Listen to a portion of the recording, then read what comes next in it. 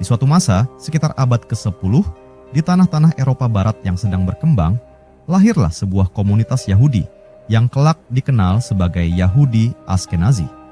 Nama mereka diambil dari kata Ashkenaz, istilah yang muncul dalam tradisi Yahudi untuk merujuk pada wilayah Jerman dan sekitarnya.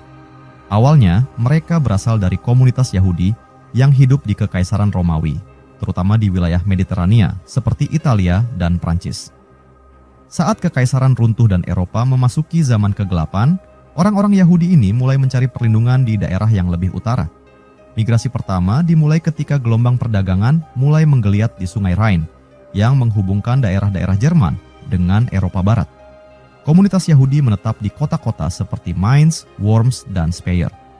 Kota-kota ini menjadi pusat kehidupan Yahudi yang kaya, tempat para rabi, pedagang, dan pemikir besar berkumpul. Mereka mendirikan sinagoge, sekolah-sekolah Talmud, dan mengembangkan tradisi keagamaan serta hukum yang khas.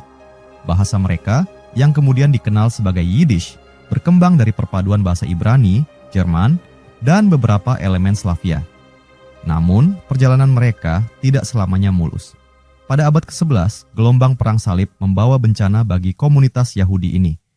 Tentara salib dalam perjalanan mereka ke Tanah Suci seringkali menyerang komunitas Yahudi di sepanjang Sungai Rhine, menuduh mereka sebagai musuh agama Kristen. Peristiwa-peristiwa ini, yang dikenal sebagai pogrom pertama di Eropa, memaksa banyak Yahudi Ashkenazi melarikan diri ke timur, ke tanah-tanah yang kini dikenal sebagai Polandia, Lituania, dan Rusia. Di tanah-tanah baru ini, Yahudi Ashkenazi menemukan tempat berlindung yang relatif aman di bawah perlindungan para bangsawan. Mereka diizinkan tinggal di kota-kota, mengelola perdagangan, dan mendirikan komunitas otonom yang disebut Kehilah. Disinilah budaya Ashkenazi berkembang pesat. Mereka menciptakan tradisi keagamaan yang khas, memperkaya musik liturgi, seni kuliner, dan pemikiran intelektual. Namun, abad-abad berikutnya juga membawa tantangan baru. Yahudi Ashkenazi terus menghadapi diskriminasi, perpindahan paksa, dan serangan sporadis. Kendati demikian, mereka bertahan dan berkembang, membawa warisan budaya yang kuat hingga hari ini. Dari lorong-lorong sinagoga tua di Mainz hingga desa-desa kecil di Polandia, kisah Yahudi Ashkenazi adalah kisah ketahanan dan adaptasi dalam menghadapi perubahan zaman. Di balik tirai sejarah, Yahudi Ashkenazi menyimpan misteri dan rahasia yang menjadi bahan perbincangan selama berabad-abad. Kisah mereka adalah gabungan legenda, fakta tersembunyi, dan pertanyaan yang belum terjawab, menggambarkan perjalanan sebuah bangsa kecil yang bertahan di tengah badai sejarah. Tidak semua sejarawan sepakat tentang asal-usul Yahudi Ashkenazi. Satu teori mengisahkan bahwa mereka adalah keturunan dari komunitas Yahudi yang bermigrasi ke Eropa dari Timur Tengah melalui Kekaisaran Romawi. Namun, teori lain menyebutkan bahwa sebagian dari mereka mungkin memiliki hubungan dengan kerajaan Khazaria, sebuah bangsa misterius yang mengadopsi Yudaisme sebagai agama negara di sekitar abad ke-8. Apakah hubungan ini benar atau hanya mitos? Tidak pernah terjawab sepenuhnya. Tetapi, misteri ini menambah daya tarik kisah mereka. Bahasa Yiddish yang berkembang dari campuran Ibrani, Jerman, dan dialek Slavia menjadi alat komunikasi yang unik. Bahasa ini bukan hanya alat komunikasi, tetapi juga penghubung batin di antara mereka yang hidup di berbagai wilayah. Dengan bahasa ini, mereka menciptakan puisi, cerita rakyat, dan bahkan kode rahasia untuk melindungi komunitas mereka dari dunia luar yang seringkali tidak bersahabat. Banyak dari teks-teks ini baru ditemukan kembali setelah Perang Dunia Kedua, memberikan sekilas tentang kehidupan batin mereka yang mendalam. Rahasia lain yang mengelilingi Yahudi Ashkenazi adalah tingkat kecerdasan mereka yang dianggap luar biasa. Penelitian modern menunjukkan bahwa mereka memiliki konsentrasi yang tinggi dari gen yang terkait dengan kemampuan intelektual. Tokoh-tokoh seperti Albert Einstein, Niels Bohr, dan banyak penerima Nobel lainnya berasal dari kelompok ini. Tetapi mengapa ini terjadi? Sebagian sejarawan berpendapat bahwa tekanan sejarah yang mereka hadapi, dari diskriminasi hingga kebutuhan untuk bertahan hidup di dunia perdagangan dan intelektual, mendorong evolusi keunggulan mental. Teori ini tetap menjadi teka-teki yang memikat. Yahudi Ashkenazi juga dikenal sebagai penjaga tradisi mistis Yahudi, Kabbalah. Banyak rabi terkenal mereka, seperti Rabi Ishak Luria, menjadi pelopor dalam studi mistik ini. Kabbalah tidak hanya menjadi sistem spiritual, tetapi juga gudang pengetahuan rahasia yang konon bisa mengungkap misteri alam semesta. Di desa-desa Eropa Timur, ada kisah-kisah tentang Rabi Askenazi yang menggunakan pengetahuan kabalistik untuk menciptakan golem.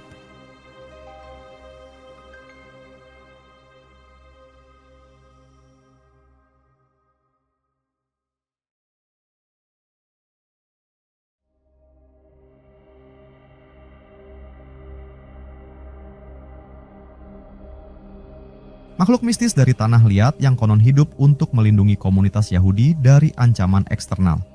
Ketika Holocaust melanda, dunia kehilangan sebagian besar warisan budaya Yahudi Askenazi. Arsip-arsip kuno, buku-buku berharga, dan seni yang tak ternilai lenyap dalam kehancuran perang. Namun, di reruntuhan, muncul cerita tentang artefak-artefak rahasia yang disembunyikan sebelum perang. Beberapa mengklaim bahwa gulungan-gulungan Talmud kuno dan teks-teks mistis Kabalah disembunyikan di tempat-tempat terpencil, menunggu untuk ditemukan kembali. Hari ini, genetik modern memberikan wawasan baru. Studi DNA menunjukkan bahwa Yahudi Askenazi memiliki jejak yang unik, campuran Timur Tengah, Eropa Barat, dan Eropa Timur. Namun, apa yang lebih menarik adalah cara komunitas ini tetap bersatu, menjaga tradisi, bahasa, dan identitas mereka, meskipun tersebar di seluruh dunia. Rahasia sejati Yahudi Askenazi mungkin terletak bukan hanya pada apa yang mereka sembunyikan, tetapi pada kekuatan mereka untuk bertahan dan berkembang. Di setiap belokan sejarah, Yahudi Askenazi meninggalkan jejak misteri yang mengundang kita untuk memahami lebih dalam, tidak hanya tentang mereka, tetapi juga tentang kekuatan manusia untuk bertahan melawan segala rintangan. Yahudi Askenazi adalah kelompok etnis Yahudi yang memiliki akar di Eropa Tengah dan Timur. Mereka memiliki sejarah panjang yang penuh dinamika, melibatkan berbagai tokoh penting dan peristiwa bersejarah. Berikut adalah beberapa tokoh dan peristiwa yang berkaitan dengan Yahudi Askenazi. Tokoh-tokoh penting. Pertama, Albert Einstein. Fisikawan terkenal kelahiran Jerman yang merevolusi ilmu pengetahuan dengan teori relativitas. Einstein berasal dari keluarga Yahudi Askenazi. Kedua, Sigmund Freud. Pendiri psikoanalisis ini lahir di Moravia, kini Republik Ceko, dari keluarga Yahudi Askenazi. Ketiga, Karl Marx. Filosof dan ekonom terkenal, Marx lahir di Trier, Jerman, dari keluarga Yahudi Askenazi yang kemudian berpindah agama ke Protestan. Keempat, Ruth Bader Ginsburg. Hakim Mahkamah Agung Amerika Serikat yang dikenal atas perjuangannya dalam hak asasi manusia dan kesetaraan gender, berasal dari keluarga Yahudi Askenazi. Kelima, Marc Chagall. Pelukis asal Rusia Prancis yang merupakan salah satu tokoh terkemuka seni modern, lahir dari keluarga Yahudi Askenazi di Belarusia. Peristiwa penting. Pertama, pogrom di Eropa Timur. Di sebuah malam yang sunyi di sebuah desa kecil di Eropa Timur, bayangan gelap merayap di antara pepohonan. Api unggun yang biasanya menerangi jalan-jalan kini berubah menjadi obor kemarahan. Warga desa Yahudi yang selama berabad-abad hidup dengan damai di sudut dunia ini mulai mendengar gemuruh langkah kaki dari kejauhan. Itu adalah awal dari salah satu babak tergelap dalam sejarah mereka, pogrom. Pada abad ke-19, komunitas Yahudi tersebar di wilayah yang kini dikenal sebagai Rusia, Ukraina, dan Polandia. Mereka tinggal di shtetl, desa-desa kecil yang berpusat pada sinagoge, pasar, dan rumah-rumah sederhana. Kehidupan mereka penuh kerja keras, diwarnai doa, perdagangan kecil, dan pendidikan anak-anak mereka dalam tradisi Yahudi. Meskipun ada perbedaan dengan tetangga mereka yang bukan Yahudi, selama beberapa generasi mereka hidup berdampingan dalam damai yang rapuh. Namun, keadaan mulai berubah. Ketika Kekaisaran Rusia goyah di bawah tekanan perang, krisis ekonomi, dan pemberontakan, pemerintah dan para pemimpin lokal mencari kambing hitam. Yahudi, dengan keunikan mereka yang mencolok, menjadi target mudah. Berbagai rumor mulai menyebar. Mereka dituduh menyimpan emas, mengontrol perdagangan, atau bahkan melakukan ritual misterius yang berbahaya. Pada tahun 1881, setelah pembunuhan Tsar Alexander II, gelombang kekerasan pertama pecah. Di kota-kota seperti Odessa, Kiev, dan wilayah pedesaan, massa yang marah menyerbu rumah-rumah Yahudi, merusak toko-toko, membakar sinagoge, dan menyerang siapa saja yang mencoba melawan. Pogrom Istilah yang berasal dari bahasa Rusia yang berarti kerusuhan, menjadi kata yang membawa ketakutan bagi setiap keluarga Yahudi. Keluarga-keluarga yang telah tinggal di tanah ini selama berabad-abad dipaksa meninggalkan segalanya. Mereka melarikan diri ke hutan, berlindung di rumah-rumah tetangga yang bersimpati, atau berjalan kaki menuju kota lain dengan harapan bisa menemukan keselamatan. Tetapi banyak dari mereka tidak pernah berhasil melarikan diri. Luka-luka tidak hanya fisik, tetapi juga emosional, meninggalkan trauma yang mendalam. Gelombang pogrom terus berlangsung, terutama antara tahun 1903 hingga 1906. Salah satu insiden yang paling terkenal terjadi di Kishinev, sebuah kota di Moldova modern. Dalam 3 hari kekerasan brutal, puluhan orang Yahudi tewas, ratusan terluka, dan ribuan lainnya kehilangan tempat tinggal. Laporan tentang pembantaian ini menyebar ke seluruh dunia, memicu kecaman internasional, tetapi tidak cukup untuk menghentikan gelombang kebencian.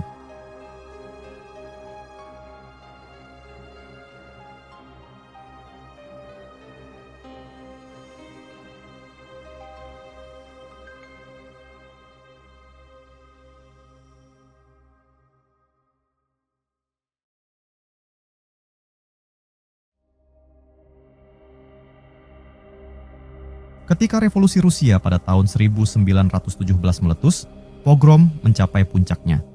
Di tengah kekacauan perang saudara, tentara, kelompok pemberontak, dan massa lokal, seringkali menjadikan komunitas Yahudi sebagai target serangan. Desa-desa yang sudah rapuh dihancurkan sepenuhnya.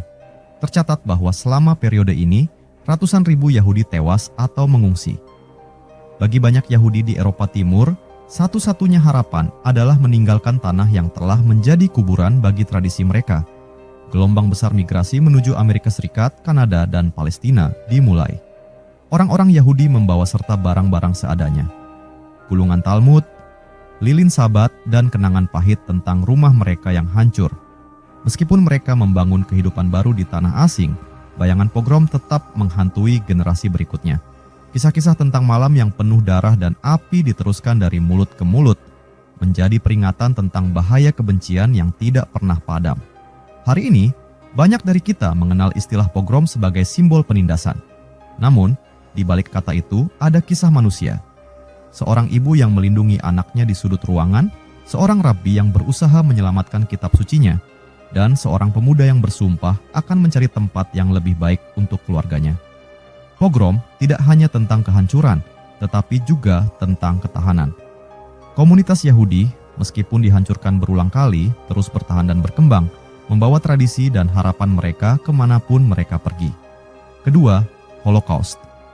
Pada suatu pagi di tahun 1933, matahari terbit seperti biasa di Eropa, tetapi awan gelap telah mulai menggantung di langit Jerman. Sebuah kekuatan politik yang bernama Partai Nazi, dipimpin oleh Adolf Hitler, baru saja mengambil alih kekuasaan. Bagi banyak orang, hari itu hanyalah awal babak baru dalam kehidupan mereka. Namun, bagi komunitas Yahudi, itu adalah awal dari mimpi buruk yang kelak dikenang sebagai Holocaust, genosida terbesar dalam sejarah manusia.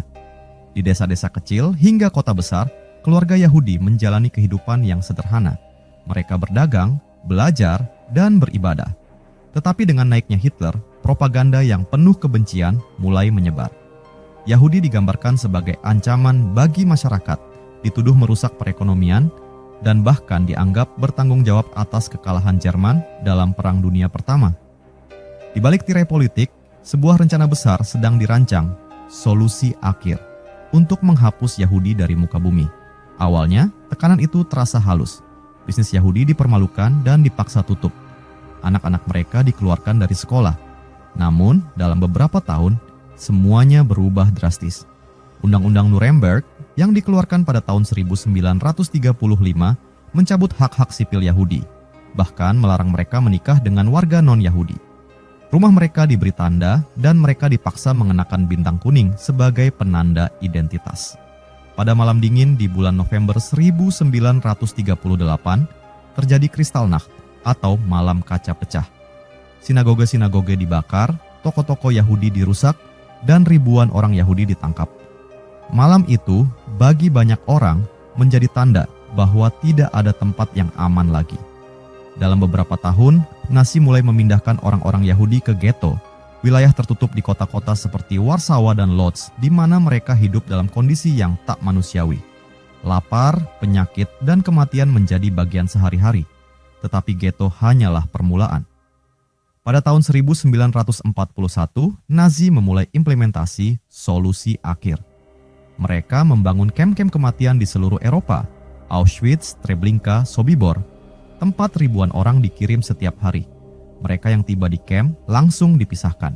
Yang kuat dipaksa bekerja tanpa henti, sementara yang lainnya, termasuk anak-anak dan orang tua, dikirim ke kamar gas, tempat hidup mereka berakhir dalam hitungan menit.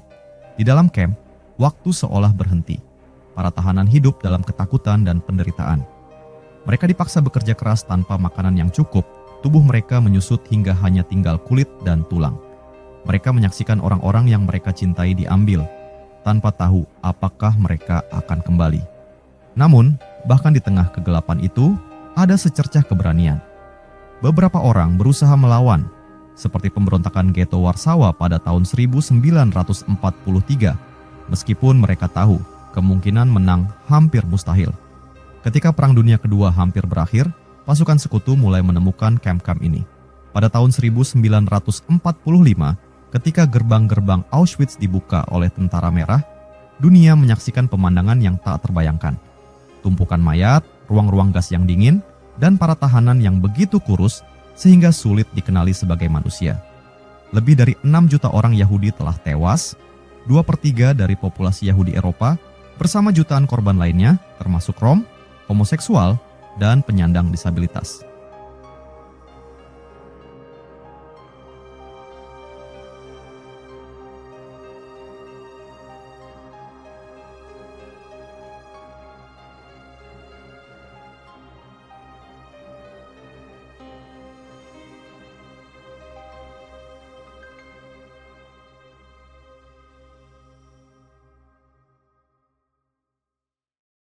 Setelah perang usai, dunia berusaha memahami apa yang telah terjadi.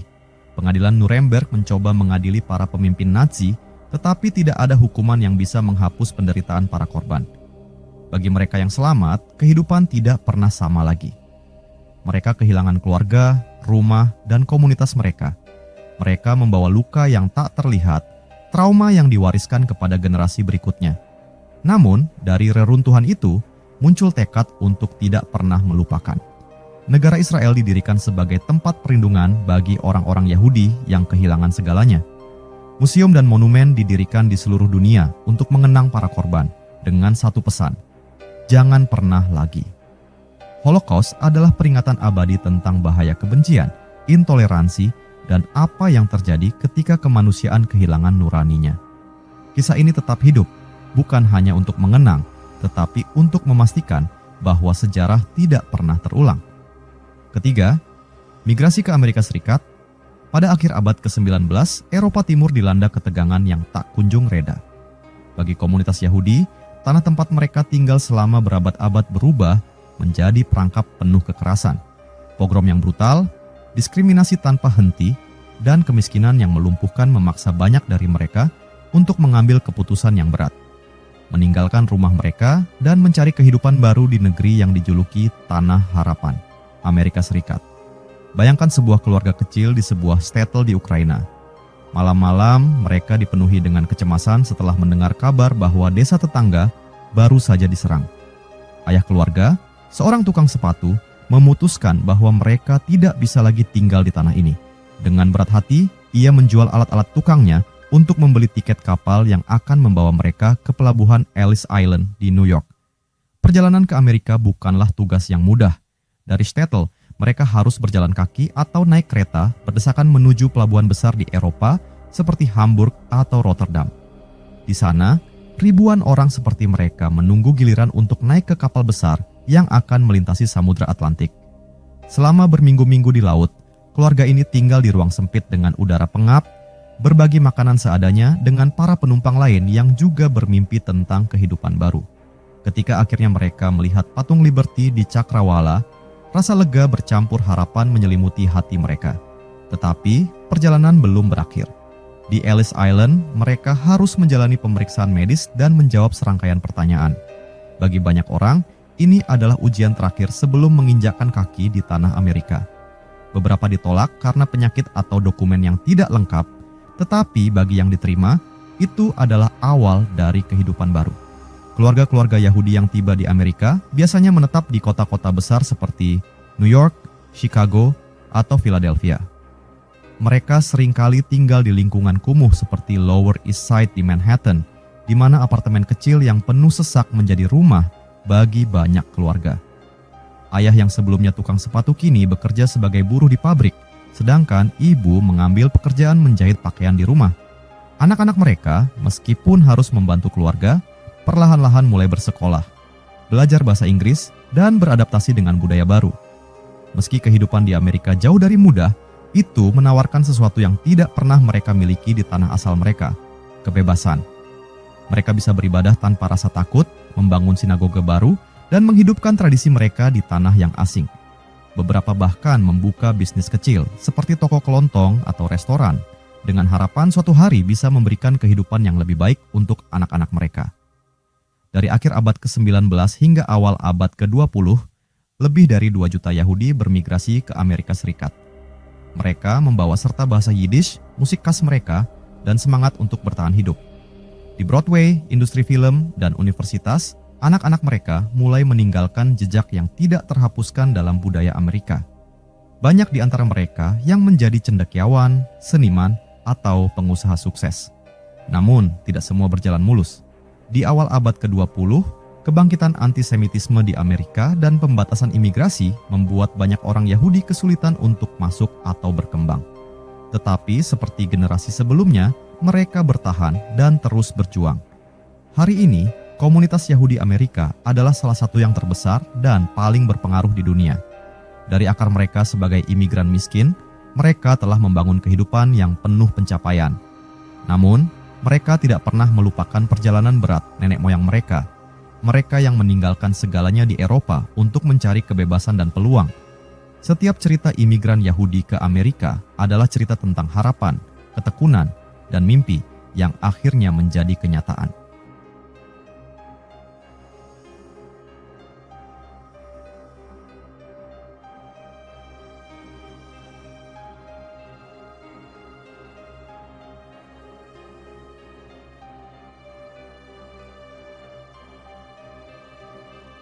Di negeri baru ini, mereka menemukan lebih dari sekadar rumah. Mereka menemukan kesempatan untuk hidup dengan martabat. Keempat, gerakan Zionis. Pada akhir abad ke-19, Eropa berada di persimpangan zaman. Revolusi industri mengubah wajah kota-kota, gagasan-gagasan baru tentang nasionalisme merebak, tetapi di tengah perubahan itu, komunitas Yahudi di Eropa menghadapi kenyataan yang pahit. Diskriminasi, pogrom, dan rasa tidak aman membuat banyak orang Yahudi mulai meragukan masa depan mereka di tanah kelahiran mereka. Dari kekacauan ini, muncul sebuah ide yang menggemakan harapan dan mimpi mereka selama berabad-abad, gerakan Zionis. Di Wina, pada tahun 1896, seorang jurnalis Yahudi bernama Theodor Herzl menyaksikan kebangkitan antisemitisme yang mengerikan. Sebagai wartawan, ia meliput pengadilan Dreyfus di Prancis, sebuah kasus di mana seorang perwira Yahudi dituduh secara tidak adil karena alasan rasisme. Pemandangan massa yang meneriakan kebencian terhadap Yahudi membuka matanya. Herzl menyadari bahwa solusi bagi penderitaan Yahudi tidak akan ditemukan dalam asimilasi, seperti yang dulu ia percayai. Ia menyimpulkan bahwa satu-satunya jalan keluar adalah memiliki tanah air sendiri. Herzl menulis sebuah buku yang menjadi manifesto gerakan itu, Der Judenstaat, negara Yahudi, di mana ia menyerukan pembentukan negara Yahudi di tanah leluhur mereka, Palestina. Idenya sederhana namun revolusioner. Herzl percaya bahwa dengan memiliki negara sendiri, Yahudi bisa hidup bebas dari penganiayaan dan membangun masa depan yang lebih baik. Pada tahun 1897, Herzl mengorganisir Kongres Zionis pertama di Basel, Swiss. Dalam ruangan itu, para pemimpin Yahudi dari berbagai negara berkumpul, membawa suara harapan dari komunitas mereka. Kongres itu melahirkan tujuan besar gerakan Zionis, membangun sebuah rumah nasional bagi bangsa Yahudi di Palestina, yang saat itu masih menjadi bagian dari Kekaisaran Ottoman. Herzl menuliskan dalam catatan hariannya, "Di Basel, saya mendirikan negara Yahudi. Jika saya katakan ini dengan lantang hari ini, saya akan ditertawakan. Tetapi dalam 50 tahun, semua orang akan melihatnya. Kata-katanya menjadi nubuat. Namun, perjalanan menuju mimpi itu penuh tantangan. Palestina bukanlah tanah kosong. Di sana sudah ada komunitas Arab yang hidup selama berabad-abad. Selain itu, Kekaisaran Ottoman yang menguasai wilayah tersebut tidak berminat mendukung gagasan Zionisme. Namun, gerakan ini terus berkembang, terutama melalui upaya organisasi seperti Jewish National Fund yang mulai membeli lahan di Palestina. Gelombang pertama imigrasi Yahudi ke Palestina dimulai pada awal abad ke-20. Para pionir ini, yang disebut Halutzim, datang dengan tangan kosong tetapi penuh semangat. Mereka mendirikan permukiman-permukiman kecil dan bekerja keras di tanah yang seringkali tidak subur. Setiap pohon yang ditanam, setiap rumah yang dibangun adalah langkah kecil menuju realisasi impian Zionisme. Perang Dunia Pertama membawa perubahan besar. Kekaisaran Ottoman runtuh dan Palestina jatuh ke tangan Inggris. Pada tahun 1917, dalam sebuah deklarasi yang kini dikenal sebagai Deklarasi Balfour, pemerintah Inggris menyatakan dukungannya terhadap pembentukan tanah air bagi bangsa Yahudi di Palestina. Ini adalah kemenangan besar bagi gerakan Zionis, tetapi juga menandai awal dari ketegangan panjang antara komunitas Yahudi dan Arab di wilayah tersebut. Pada tahun-tahun berikutnya, gerakan Zionis menghadapi rintangan besar. Gelombang baru imigrasi Yahudi datang, terutama setelah Holocaust, ketika 6 juta orang Yahudi dibantai di Eropa. Bagi para penyintas, Palestina menjadi satu-satunya tempat yang mereka harapkan dapat menjadi rumah. Tetapi ketegangan dengan komunitas Arab meningkat, seringkali berubah menjadi kekerasan. Pada tahun 1947, Perserikatan Bangsa-Bangsa mengusulkan pembagian Palestina menjadi 2 negara, satu untuk Yahudi dan satu untuk Arab. Komunitas Yahudi menerima rencana ini, meskipun dengan hati berat, sementara banyak negara Arab menolaknya. Namun, pada tanggal 14 Mei 1948, David Ben-Gurion, seorang pemimpin Zionis, berdiri di Tel Aviv dan memproklamasikan berdirinya negara Israel. Bagi banyak orang Yahudi, itu adalah realisasi dari mimpi Herzl dan generasi Zionis sebelumnya. Gerakan Zionis tidak hanya tentang membangun negara, tetapi juga tentang membangun identitas. Ia mengajarkan bahwa bangsa Yahudi yang tersebar di seluruh dunia memiliki hak untuk menentukan nasib mereka sendiri. Meski perjalanan itu penuh konflik dan tantangan, Zionisme membawa harapan kepada mereka yang merasa terbuang. Hari ini, Zionisme tetap menjadi topik yang penuh perdebatan.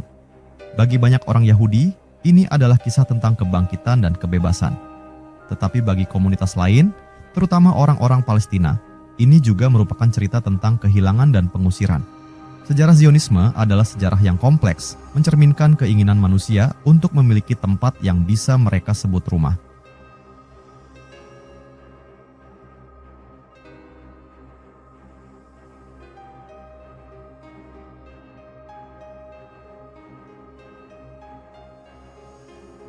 Kelima, revolusi ilmiah dan budaya. Di Eropa pada awal abad ke-20, dunia sedang berada di ambang transformasi besar. Teknologi baru, filsafat modern, dan ekspresi artistik mulai melampaui batas-batas lama. Di tengah perubahan ini, komunitas Yahudi Askenazi yang baru saja keluar dari bayang-bayang penganiayaan di Eropa Timur memainkan peran penting dalam revolusi ilmiah dan budaya yang mengubah dunia. Di Vienna, sebuah kota yang menjadi pusat kebudayaan Eropa, seorang pria bernama Sigmund Freud duduk di ruang kerjanya, dikelilingi buku-buku tebal dan patung-patung kecil dari berbagai peradaban. Freud, seorang Yahudi Askenazi, sedang mengembangkan teori revolusionernya tentang psikoanalisis yang berusaha menggali kedalaman pikiran manusia. Dalam pandangannya, perilaku manusia tidak hanya ditentukan oleh kesadaran, tetapi juga oleh kekuatan tersembunyi yang ia sebut alam bawah sadar. Teorinya tidak hanya mengubah psikologi, tetapi juga memengaruhi sastra, seni, dan bahkan filsafat. Sementara itu, di Jerman, seorang pemuda bernama Albert Einstein mulai mengajukan ide-ide yang tampak mustahil pada masanya. Dengan teori relativitasnya, Einstein tidak hanya mengubah fisika, tetapi juga cara manusia memandang alam semesta. Waktu, ruang, dan gravitasi bukan lagi konsep tetap, tetapi bagian dari kain kosmos yang bisa berubah. Einstein, dengan rambut acaknya dan senyum bijaknya, menjadi simbol kebangkitan intelektual Yahudi Askenazi. Namun, Revolusi ini tidak hanya terjadi di laboratorium dan ruang kuliah. Di panggung teater dan aula konser, seniman Yahudi Ashkenazi menciptakan karya-karya yang menginspirasi dan mengejutkan dunia. Marc Chagall, seorang pelukis kelahiran Belarus, memadukan tradisi Yahudi dengan gaya modernis untuk menciptakan lukisan-lukisan penuh warna dan imajinasi. Karyanya seringkali menggambarkan kehidupan di shtetl, membawa cerita dan nostalgia kampung halaman ke kanvas. Dalam musik, komponis seperti Gustav Mahler mendorong batasan simfoni klasik, menciptakan karya-karya yang penuh emosi dan kompleksitas. Mahler, yang harus menghadapi diskriminasi karena keyahudiannya, tetap berkarya dengan semangat yang tak tergoyahkan, meninggalkan warisan musik yang bertahan hingga kini. Revolusi budaya juga muncul dalam dunia sastra. Penulis-penulis Yahudi Ashkenazi seperti Franz Kafka menggambarkan kegelisahan zaman modern dengan cara yang mendalam. Kafka, dengan cerita-cerita absurd seperti Metamorphosis dan The Trial, menangkap rasa keterasingan dan ketidakpastian yang dirasakan oleh banyak orang Yahudi di Eropa. Karyanya, meskipun suram, menjadi cerminan pergulatan manusia dalam dunia yang terus berubah. Bahasa Yiddish, yang sebelumnya dianggap sebagai bahasa rakyat biasa, juga menemukan tempatnya di panggung sastra dunia. Penulis seperti Sholem Aleichem menciptakan karakter-karakter yang lucu, hangat, dan tragis, membawa suara komunitas Yahudi Ashkenazi ke audiens global. Ketika banyak Yahudi Ashkenazi bermigrasi ke Amerika Serikat untuk menghindari penganiayaan di Eropa, mereka membawa semangat revolusioner ini ke tanah baru. Di Hollywood, para imigran Yahudi membangun studio-studio film besar seperti Warner Bros. Dan MGM, mengubah industri hiburan menjadi kekuatan global. Film-film mereka tidak hanya menghibur, tetapi juga menyampaikan pesan-pesan moral dan sosial yang mendalam. Di universitas-universitas Amerika, para cendekiawan Yahudi membawa gagasan-gagasan baru yang memperkaya ilmu pengetahuan dan humaniora. Ketika Perang Dunia Kedua berakhir, banyak ilmuwan Yahudi Ashkenazi, termasuk mereka yang melarikan diri dari Holocaust, berkontribusi pada proyek Manhattan yang akhirnya mengembangkan bom atom. Meskipun ini adalah pencapaian teknis luar biasa, itu juga memunculkan dilema etis yang mendalam. Revolusi ilmiah dan budaya yang dipimpin oleh Yahudi Ashkenazi meninggalkan warisan yang tak terhapuskan. Mereka membuka jalan bagi pemikiran modern, memecahkan misteri alam semesta, dan menciptakan karya seni yang menggerakkan hati manusia. Di tengah tantangan dan tragedi yang mereka hadapi, mereka menunjukkan bahwa kreativitas dan intelektualitas adalah kekuatan yang mampu melampaui batas. Hari ini, nama-nama seperti Freud, Einstein, Chagall, dan Kafka terus dikenang sebagai pelopor dalam bidang mereka. Mereka adalah bukti bahwa bahkan di tengah kesulitan, jiwa manusia mampu bangkit dan menciptakan sesuatu yang luar biasa. Yahudi Ashkenazi juga dikenal atas bahasa tradisional mereka, Yiddish, dan kekayaan budaya yang meliputi musik, makanan, dan ritual keagamaan.